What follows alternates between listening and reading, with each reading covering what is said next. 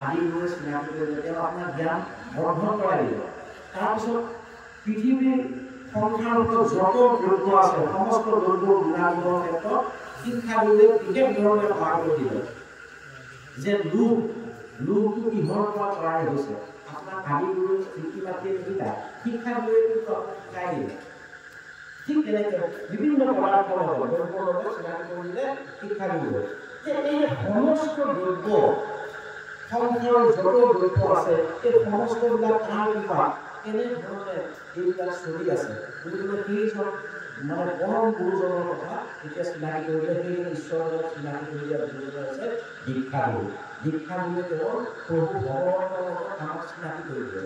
এই কথাখিনি যদিও চিনাকি কৰি দিলে তাৰ বিশ্লেষণ যেতিয়ালৈকে নহ'ব তেতিয়ালৈকে কিন্তু হৃদয়ত কথাবিলাকে ফুটনি নুফুলিব।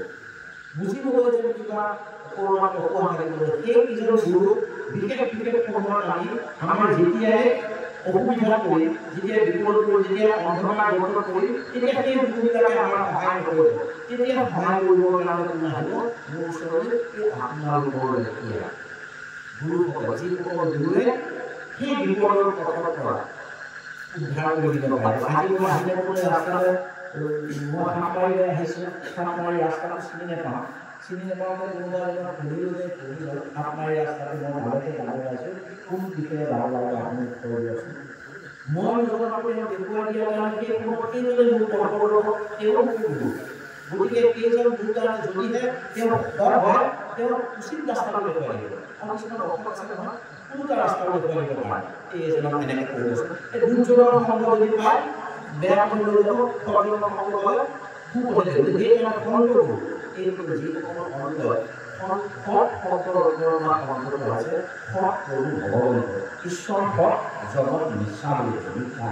গতিকে সেই ঈশ্বৰ পুৰুষৰ লগত সান্নিধ্য লাভ কৰি ঈশ্বৰ পুৰুষকেই কেন্দ্ৰস্থ কৰি মানি যিসকল পুৰুষে সমাজত বিহাৰ কৰি গৈছে চিন্তা ভাৱনা অৰ্থতে ঈশ্বৰীয় হয় তেখেতসকলকে সন্ত পুৰুষ বুলি কোৱা হৈছে। সেই সন্ত পুৰুষসকলকো তেখেতসকলেও আমাৰ মনৰ অজ্ঞানতা দূৰ কৰিব পাৰে। সেইকাৰণে তেওঁলোককো সন্ত গুৰু হিচাপে ইয়াত আমি প্ৰতিষ্ঠা কৰিছোঁ আৰু এই বিষয়ত আমিও গুৰুসকলৰ পৰা পোৱা নাই গুৰুজন গতিকে তেখেতসকলৰ বিবেচনা এনে ধৰণৰ গতিকে তেখেতসকলৰ আৰু আপোনাৰ যে